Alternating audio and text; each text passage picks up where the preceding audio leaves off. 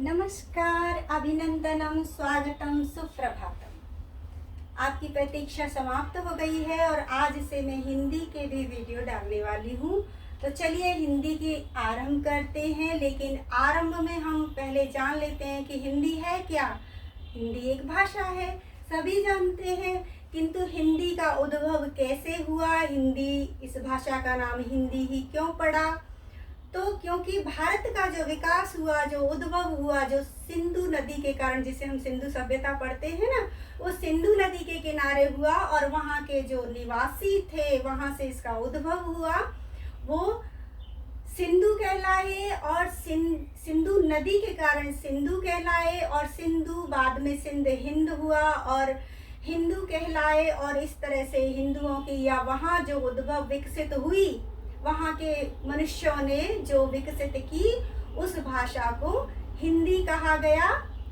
इस तरह से हिंदी शब्द आया और हिंदी भाषा का विकास हुआ। हिंदी मूलतः क्योंकि संस्कृत से निकली है। आरंभ में हम जो शिक्षित थे वो संस्कृत बोलते थे और जो अशिक्षित थे वो प्राकृत बोलते थे। प्राकृतिक भाषा जो कि प्राकृत रूप से निकलती है, जिसे हम कहते हैं ना, एक जो अशिक्षितों की या गंवारों की भाषा जिसे बोलते हैं, जिसमें शुद्धता नहीं होती, जो संस्कृत नहीं होती, किंतु वो भी भाषा होती है। आज भी हमारे देश में ऐसी बहुत सी भाषाएं हैं जो प्राकृत हैं और जिनका, जबकि प्राकृत भाषा जो हुई थी संस्कृत के साथ, उसकी तो लिपि भी थी, उसको तो लिखा भी जाता था, लेकिन लिपि उसकी वही देवनागरी ही थी।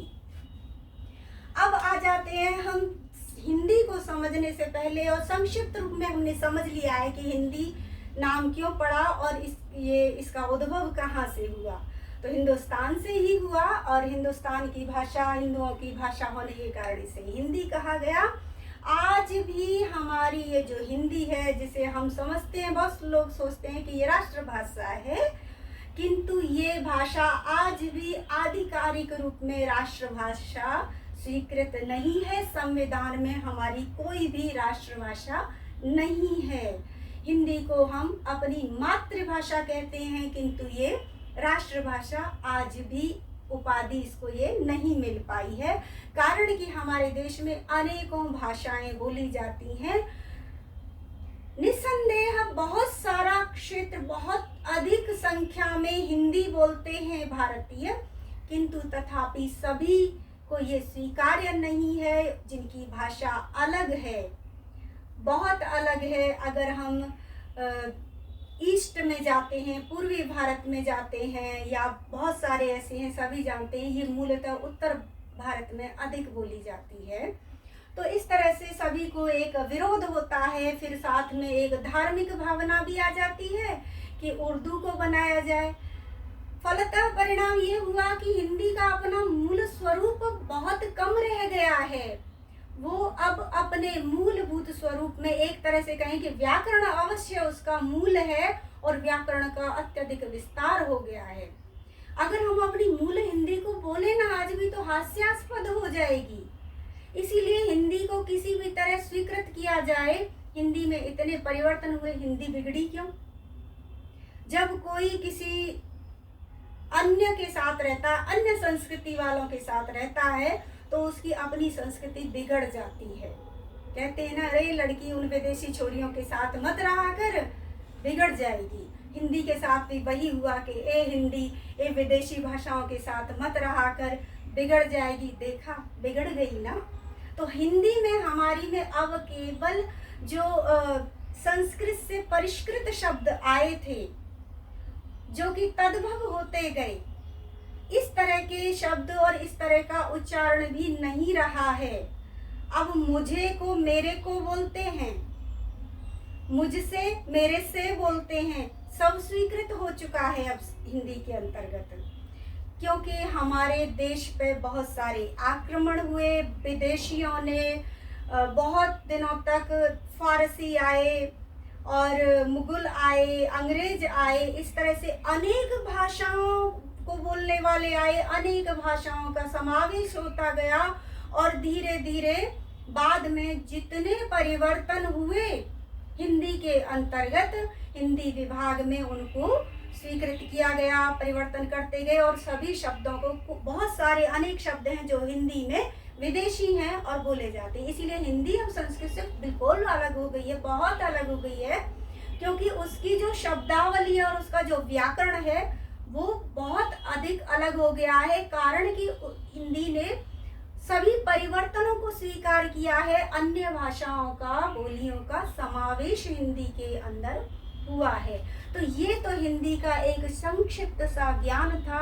किसी भाषा को पढ़ने से पहले हमें समझना होगा कि भाषा होती क्या है, भाषा क्या होती है, बोली क्या होती है। क्या आरंभ में भाषा थी? नहीं थी। सबसे पहले कोई भाषा नहीं थी। जब मनुष्य की उत्पत्ति हुई होगी तो जैसे पशुओं की भाषा होती है, बोलियां होती हैं, बस वही थी। जैसे पशुओं की भाषा और बोली में अंतर ही क्या है? यही तो अंतर है।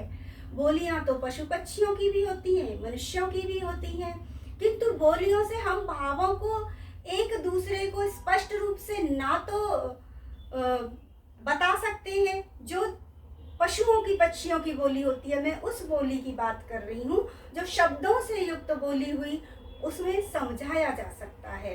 किंतु उस बोली का और भाषा का भी अंतर है। समझिए कि जो पशु पक्षी जो बोली बोलते हैं, वैसी बोली हमारे यहाँ गूंगे बोलते हैं, जो अपने क्रोध को, प्रेम को, प्रसन्नता को, भूख को और इसको अपनी आवाज, अपनी बोली के द्वारा बता सकते हैं। और केवल जरूरत जो होती है उनकी वही पूरी हो सकती है। हम पूरी तरह से उन भावों को नहीं समझ सकते। हमारे यहाँ गूंगे भी बोलते हैं। और या फिर कुछ आदिवासी हैं जिनकी भाषा का अभी तक विकास नहीं हुआ है, उनके पास भी बस वही बोलियां होती हैं जो कि अस्पष्ट होती हैं।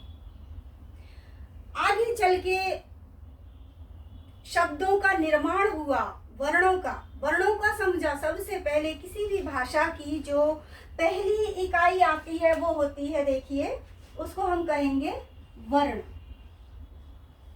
ये सबसे सूक्ष्म, सबसे छोटी और पहली इकाई है। वर्ण से ही तो सबसे पहले मनुष्य ने वर्ण को पहचाना।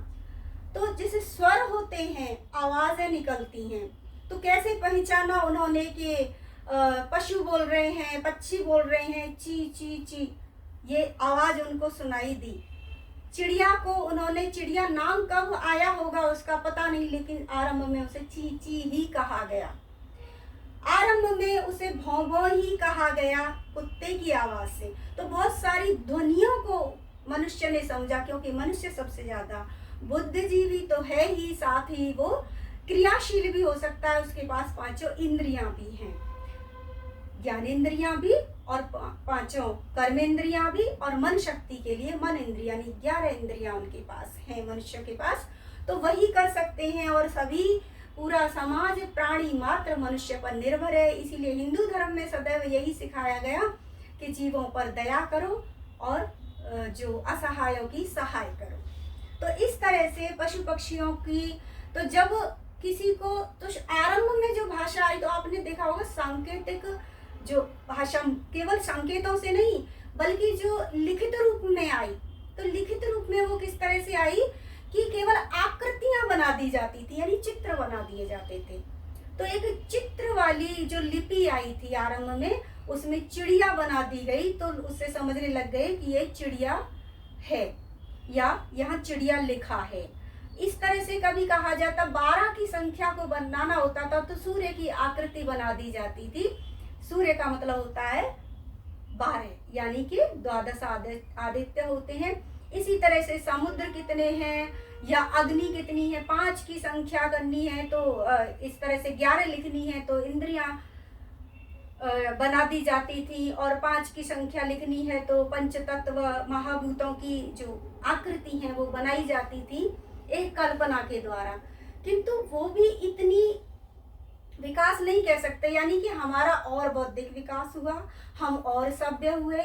मनुष्य की सभ्यता के साथ साथ उसकी भाषा का भी विकास हुआ और सभ्य वर्ग में एक भाषा का निर्माण हुआ। फिर जिस ध्वनि से जिससे भी जो ध्वनि मिली, उस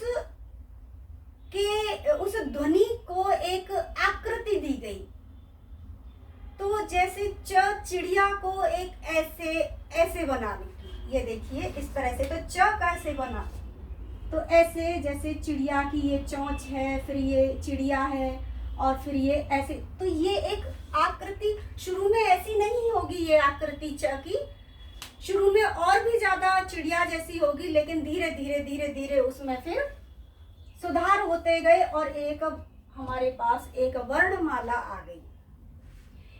ये जो मैं वीडियो बना रही हूँ, ये ऐसा नहीं है कि इनको बच्चे ही सीखें, क्योंकि बच्चों की समस्या आजकल बहुत ज़्यादा है, इंग्लिश मीडियम में पढ़ रहे हैं ज़्यादातर, तो हिंदी अक्सर उनकी कमज़ोर रह जाती है, तो इसलिए उनको तो पढ़ना ही है। लेकिन अगर बड़े ये समझते हैं, इस भ्रम में है कि उनको हिंदी आती है, तो ये जो वीडियो आप हिंदी के लगातार देखेंगे तो आप समझेंगे कि आपको हिंदी कितनी गलत आती है, कितनी त्रुटियां की हैं। शिक्षा की आवश्यकता, इस हिंदी की शिक्षा की आवश्यकता क्यों है? क्योंकि अगर हम ऐसे ही गलतियां करते रहे तो एक दिन इस हिंदी का जो स्वरूप है वो ही गलत हो जाएगा।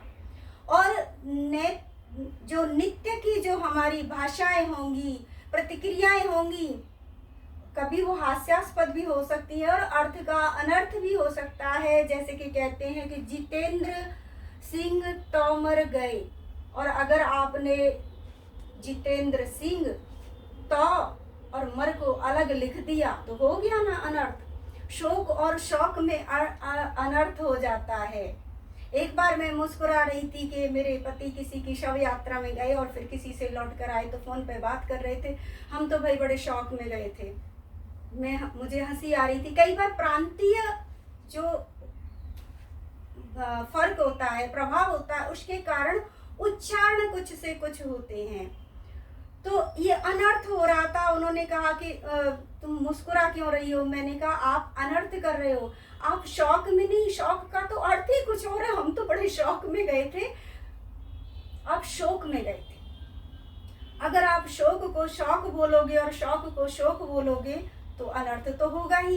तो इस तरह से आपको समझना होगा। और जिनको लगता है कि उन्हें हिंदी अच्छे से आती है, उनको वर्णमाला का ज्ञान नहीं होता पूरी तरह से। उनको ये नहीं पता कि हमारी हिंदी वर्णमाला में कितने वर्ण हैं, कितने नवीन वर्ण सम्मिलित हुए हैं, और उन जो हमारे जो वर्ग हैं, उन वर्गों का क्रम क्या है, वर्णों का क्रम क्या है, ये तक नहीं पता है। बाकी व्याकरण तो बहुत दूर की बात है। तो जब हम पढ़ेंगे तब पता लगेगा कि शुद्ध शब्द क्या था, क्या होता है और क्यों होता है, और हम अब तक क्या क्या बोलते आए।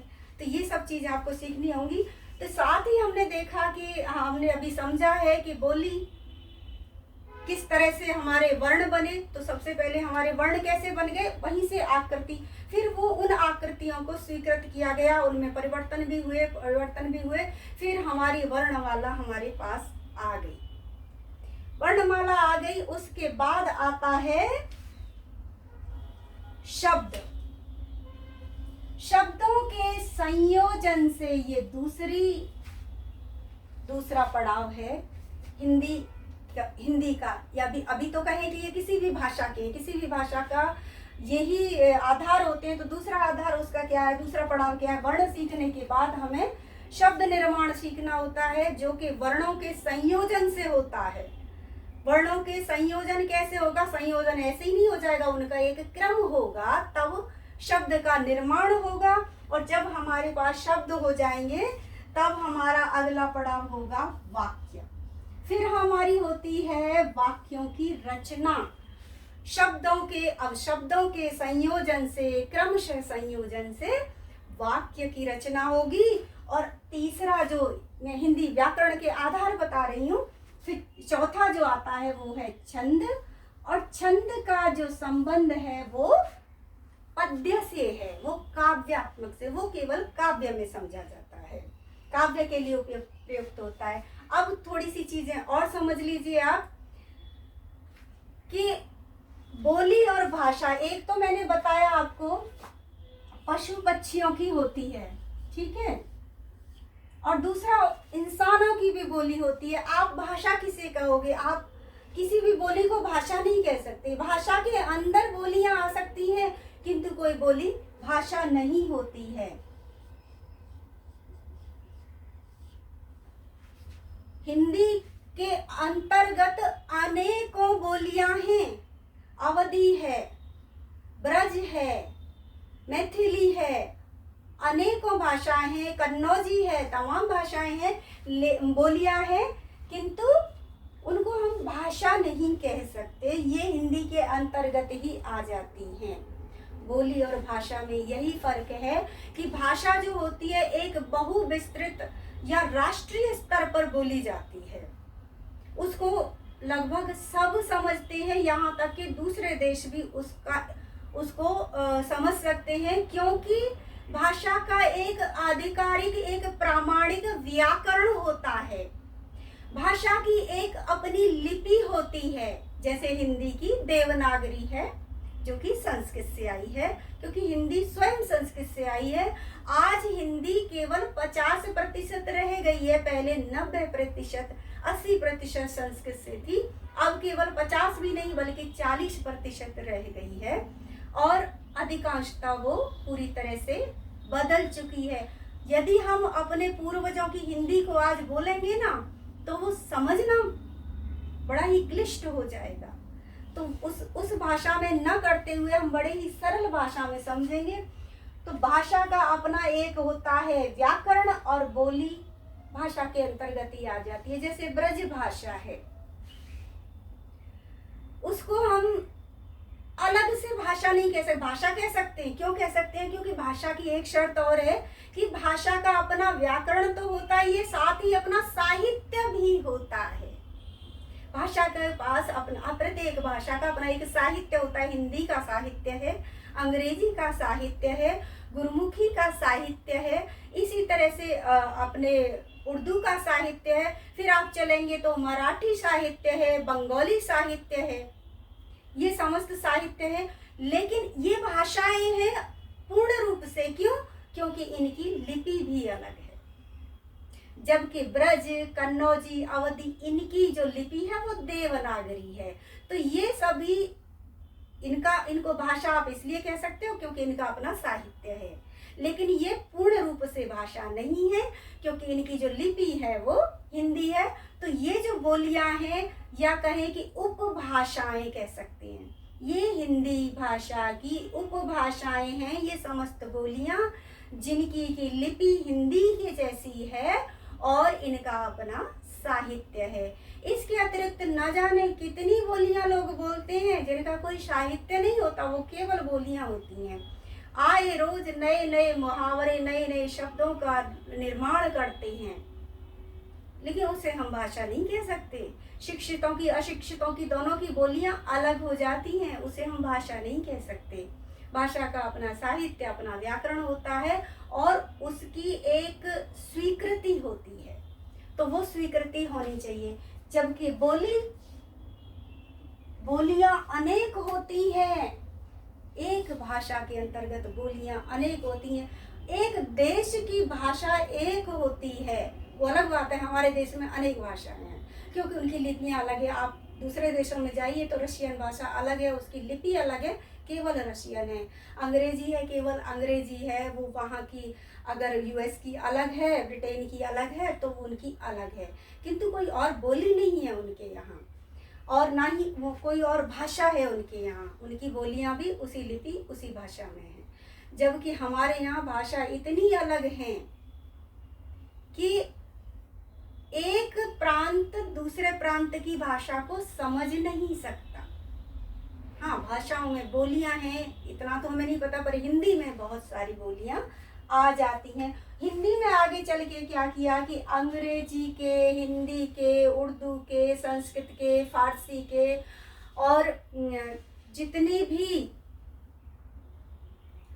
जो हमारे यहाँ जो जिन्होंने शासन किया या व्यवसाय किया, जो लोग आए, तो कहते हैं ना, प्रभाव में एक दूसरे के में आकर हो जाता है परिवर्तन, तो वो सब हिंदी के भीतर समाहित होते चले गए, समाहित होते चले गए।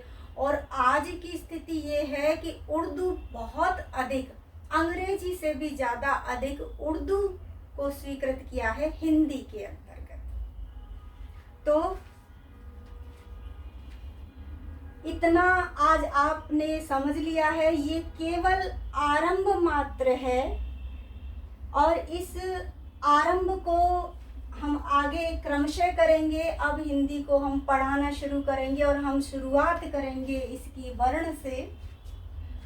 वर्ण से शुरुआत करेंगे। तो वर्ण कौन कौन से हैं ये तो आपको पता ही होगा, लेकिन मैं इन वर्णों को आपको जब समझाऊंगी, सिखाऊंगी, आई जिनको आप कहते हो, उनको मैं एक टेक्निकल तरीके से, तकनीकी के तरीके से बताऊंगी कि ये क्यों बने और हमारे शरीर के अंदर इनका स्थान कहाँ कहाँ है, इनका प्रभाव क्या क्या है, कौन कौन सा दबाव पड़ता है, यानी कि उच्चारण हम कहाँ से करते हैं और फिर इनका क्रम ये ऐसा होगा और ऐसा होगा तो क्यों होगा, ये चीज़ें अभी आपको समझनी है। लिपि तो आपको मैंने बता ही दी है कि लिपि, फिर ये जो बना वाक्य बनते हैं, देखिए लिपि को एक चीज से और समझ सकते हैं। जैसे मैंने शुरू में कहा कि पक्षियों को या आकृतियों को देखकर, उनकी ध्वनियों को या देखकर उनको हमने वर्ण दे दिया, वर्ण को हम समझे तो वो हमने दे दिया, लेकिन ये जो हमने आकृति बनाना कैसे शुरू किया, यानी जिसे हम कहते हैं ना अक्षर, अभी इन सब के अंदर अक्षर नहीं आया है, अक्षर से वर्ण बने, वर्ण शब्द बने, शब्द वाक्य बने और जब हमने गाना शुरू किया तो छंद भी आ गया। तो अक्षर कहती, जब हमने एक आकृति दी, मान लीजिए मैंने जैसे कि कहा कि चिड़िया से हमने आकृति, चिड़िया की चू चू करके हमने उसको चू चू शब्द दिया पहले कि ये चू चू है, उसको ये नाम दिया और फिर हमने उसको इस तरह से एक आकृति बनाई। तो शुरू में मैंने कहा था कि वो हम आकृतियां उनकी बना देते थे, लेकिन अब जैसे बोलने में तो समझ रहे हैं, एक दूसरे को समझ रहे हैं, भावों को बता रहे हैं, लेकिन स्थायी कैसे रहेगा? वो स्थायी तो तब रहेगा ना जब उसे कहीं अंकित किया जाएगा। तो जब अंकित किया, हमने ये आकृति दे दी। तो अभी तक हम भाषा को केवल बोल रहे थे, बोली थी और श्रवण कर रहे थे, सुन पा रहे थे, लेकिन देख नहीं पा रहे थे। जबकि जो शब्द है वो कभी समाप्त नहीं होते, वो कभी समाप्त नहीं होते, लेकिन हमने इसको देखना, क्योंकि अब वो हमारे लिए और आसान हो गया। जैसे हम अपने विचारों को बोलकर और सुनकर एक दूसरे को जान लेते हैं, समझा देते हैं, लेकिन अब हमने लिखकर संग्रहित करना भी, संग्रहित भी कर सकते हैं, दूर भी भेज सकते हैं, ये भी शुरू किया। तो इसको हमने अक्षर नाम क्यों दिया? क्योंकि अभी तक हम सिर्फ देख पा रहे थे, अभी तक हम सिर्फ सुन पा रहे थे और बोल पा रहे थे। अब हम उस ध्वनि को अब हम देख भी पा रहे हैं। अक्षियों के जो गोचर हो गया, जो आंखों से दिखाई देने लग गया, उसे हमने अक्षि, आंखों से दिखाई देने वाला जो होता है वो हो जाता है अक्षर। तो इस तरह से किसी भाषा के लिए अक्षरों का निर्माण हुआ। यहाँ हम केवल वर्ण कहें तो वर्ण तो हम बोल सकते हैं, लेकिन वर्ण को हमने रंग दिया, आकृति दी, वो अक्षर कहलाए। तो अक्षर वर्ण बने, वर्ण को हमने क्रम दिया, वर्णों के अंतर्गत हमने स्वर भी लिए, व्यंजन भी लिए, मिश्रित वर्ण भी लिए और फिर हमने शब्द लिए। तो जो आंखों से दिखाई देने लग गए उन्हें हम अक्षर कहने लगे। और प्रत्येक भाषा की सूक्ष्म इकाई जो है वो है अक्षर, और उसके बाद जो पहली इकाई आती है वो वर्ण है, तदुपरांत शब्द, वाक्य और छंद। अब इनको क्रमशः व्याकरण को जानने के लिए, हिंदी के लिए आप अगले वीडियो तक अवश्य जुड़े रहिए। धन्यवाद।